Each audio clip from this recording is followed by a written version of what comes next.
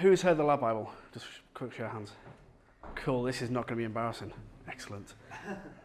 Okay, so I'm Jason. I'm the engineering manager from the LADbible group. That's my Twitter handle. You can send abuse, questions, whatever you like to it. Whether I respond is purely how nice you are. Tweet, take photos, all throughout. Everything is public domain and shareable, so there's no secrets. What I want to kind of do is talk a little bit about where we came from in terms of tech. As a company, we've only been around for 5 years, but the next 5 is probably going to be the most interesting for us. So, brief little timeline. So we started in 2012. We had a Drupal site. It was the most shittest piece of shit ever. It kind of went down like every other day. So we very quickly, after a year, kind of built a Node.js Express app. That was when Node was really kind of picking up. There was nothing like LTS, anything like that. So it was really kind of unstable. Fun fact, if you use ad blocker, the site just didn't work. So we weren't very happy if you blocked ads on our site. Then we moved over to PHP Symfony install in 2014. You'll notice there's about a year space here. This is usually because we just had huge growth. So by this point, we probably were around 2 million new users a day coming into the site. So we were kind of grown. In 2012, we were lucky to have maybe about 1,000 people. So we kind of went on an uphill trajectory. So the PHP app was pretty good, had some really complex caching, and we tried to make it as performant as possible. Then people started doing really stupid things on the internet, and we went, hey, people like really stupid things. So we kind of grew massively, but it took us about 2 years really to actually rebuild the platform, mainly because we were still trying to keep the site up. When I kind of started, the CEO turned around to me and said, so you're probably going to be spending most of your time just keeping the site up. I thought that was a joke. No. 2 hours later, the site was down. I again thought this is training day. This is like, how do I react to this?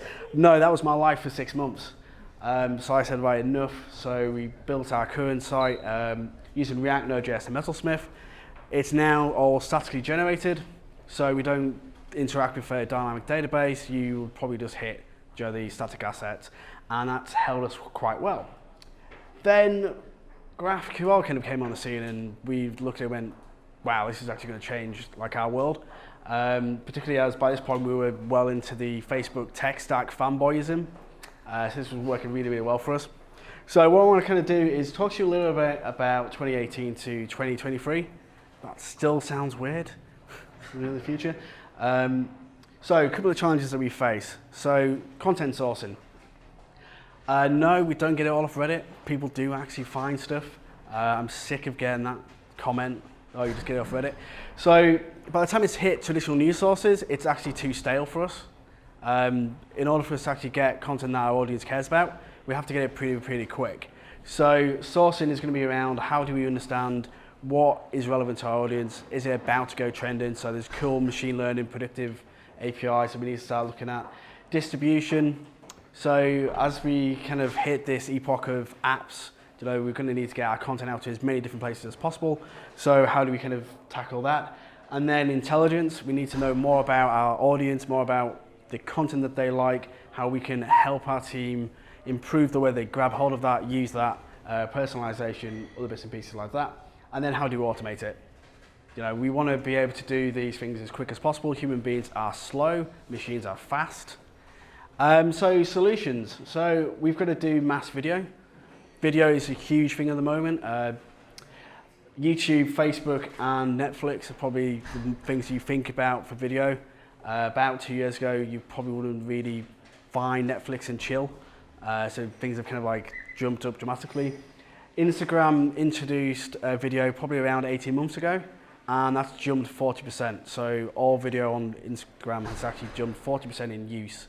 And you'll probably spend about 90 minutes of your life just watching video through various different platforms. So we've got to figure out how do we get you looking at our video.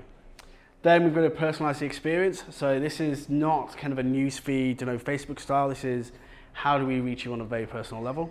So VR is a really big thing. If you think about it, there's just you and this really big eye set that you've got to wear. but it's kind of a one-on-one experience. And if we can create an experience that reaches you at that level that you want to interact and engage with, that's something really, really exciting. It's probably going to take a couple of years to get there. And we want to make everything consistent, so you know your experience in the LADbible, on any different devices. It could be through Alexa, it could be through your phone, tablet, TV. You should just have the LADbible experience, which is loud, bossy, and in your face. Getting some laughs now, this is quite good. Okay, so instant delivery as well. Has anybody heard of instant video? No? So Facebook have been trialing this out. It essentially means that the moment you see video on your feed, it's instantly playable. So over the next couple of years, video delivery is going to have to kind of be at the point that we know what type of video you like, and it almost works offline. So slowly but surely we're getting things like service workers and the ability to have offline first experiences. That's just for content in terms of reading, text, maybe images. Video is probably going to be the next thing for that. So we're really planning ahead for that. I want to kind of give you a little brief overview about how our system currently looks. So we've got GraphQL, at the front here is a schema. Then we've got a REST API, a personalization engine. Video in terms of kind of a small DAM system. We've got what we call the submissions platform. So we get around 5,000 videos each day sent to us via Facebook and a few different sources. They all live there and they get pumped through an instant news feed into our app. And then articles kind of work with our CMS. What we're wanting to be able to do, as mentioned, is kind of like distribute content to different places and to kind of grow out some of the brands. So you may know on Instagram we might have the Lens Bible, the Travel Bible. Facebook, we've got the Gaming Bible, Pre-52 is our female kind of magazine style, and then Sport. So the question is, what do we do if we want to kind of duplicate this, but then rebrand it for a different channel? So this could be Sport. So it's completely identical, app experience on there, but like I said, we want to make it consistent. We want to make it so that you experience our content in the same way, and that works for our brands as well. Then someone decides, do you know what, the video system you've got needs to be a little bit more advanced, so we need to actually bring in a proper DAM system. So now what do? Now we're in a situation where this isn't going to quite work the same way, and we've kind of tried to make some decisions around how this works here. So we kind of decide, well, we should microservice this. So now we've got two services. One is for articles, one is for video. But then, how are they going to connect? So as we've kind of already seen about schema stitching, so this is where this comes in. This is really exciting for us because it means that we can use something like GRAM, so we can use something like GraphQL bindings to be able to kind of bring these two schemas together. So that gives us something like this, which is known as a gateway API. What this essentially means is that this here only has one schema, and that is composed by these two services. So this has no functionality at all. It is just basically a dumb box. If you're kind of familiar with Nginx, how that works, where it just fetches a file and presents that out, it's a similar way. It's just kind of hitting a schema and then that resolves it. And it decides, oh, you want video. So you're not going to go there. You want video, so you're going to go here. Or you want articles, you're going to go here. And it just kind of pumps that back up. So this schema is going to look a little bit like this. So each one of our brands we call a channel. So this could be LADbible, Sport Bible, or Pre-52.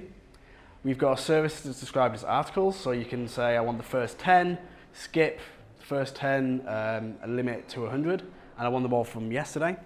And that will return you all of our articles. Essentially, the first 10, 20 in, that makes sense for the pagination. And then the site, the app, Alexa, Siri, whatever it is, can then actually use that information in some way. And then likewise for video.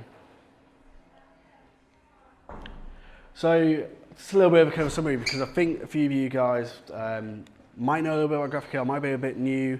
But it's kind of a language agnostic, so it doesn't matter what programming language that you use, which is great when you're starting to do microservices, trying to figure out how different parts of your system can actually communicate together. One thing that we have, which was a little bit of a challenge at first, was we've got the video platform is written in PHP. Some of our more newer stuff is in TypeScript. And then we've got a video transcoding service in Go. They all need to communicate with each other, they all share information. So we looked at gRPC, and we looked at basic webhooks and other kinds of ways of communicating back and forth statuses. But then we actually started setting up things like GraphQL, schemas between the two, and that just meant things were a little bit more uniform. So as long as you've resolved your schema, it doesn't really matter what the language is that you implement in order to use that.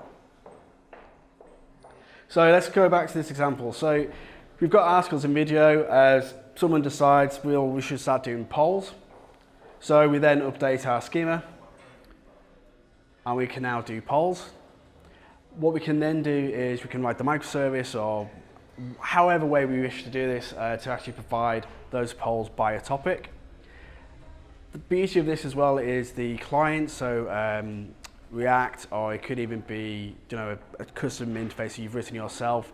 Maybe it's just a back-end service or front-end service. If you don't want to support polls, you don't have to.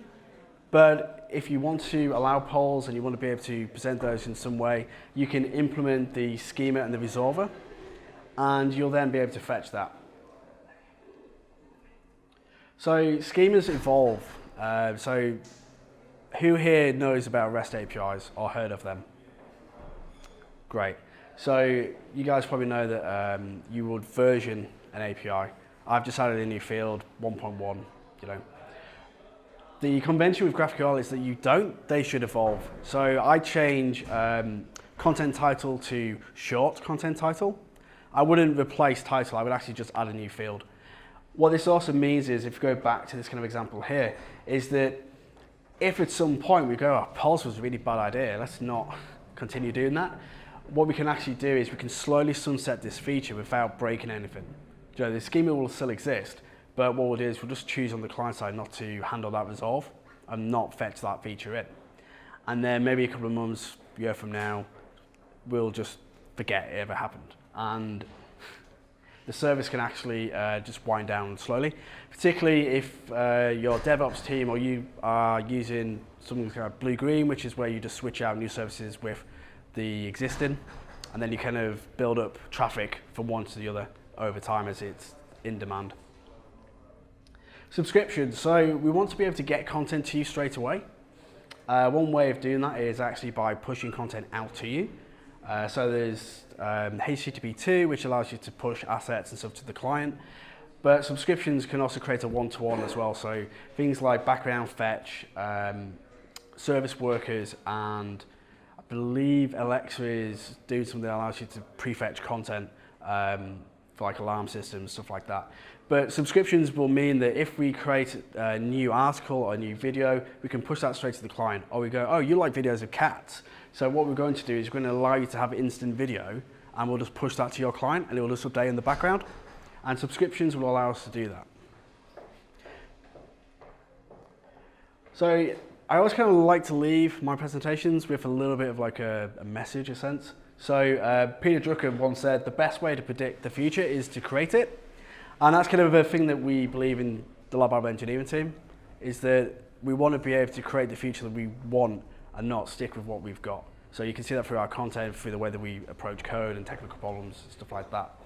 I hope that's a little bit of a whirlwind tour. If anyone's got any questions, that is my Twitter handle. I'm around this evening. Do ask. This was a quick whirlwind tour, but thank you.